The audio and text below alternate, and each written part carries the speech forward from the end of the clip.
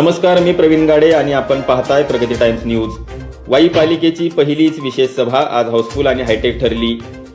नगराध्यक्ष अनिल सावंत यांच्या नेतृत्वाखाली शहराच्या विकासाचे 5 मोठे निर्णय एकमताने मंजूर करण्यात आले। यामध्ये वाई न्यायालयासमोर छत्रपती शिवाजी महाराजांचा भव्य पुतळा उभारला जाणार असून वाई पालिकेच्या 2 शाळा आता इंग्रजी माध्यमांच्या होणार आहेत। तसेच स्पर्धा परीक्षेसाठी हायटेक अभ्यासिकाही सुरू होणार आहेत।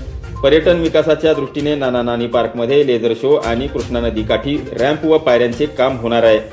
वाहतूक शिस्तीसाठी शहरात सीसीटीव्ही, नो पार्किंग झोन आणि गाड्या उचलण्यासाठी नवी कोरी क्रेन येणार आहे। वाई शहराच्या हद्दीवाढीच्या प्रस्तावाला हिरवा कंदील मिळाला आहे।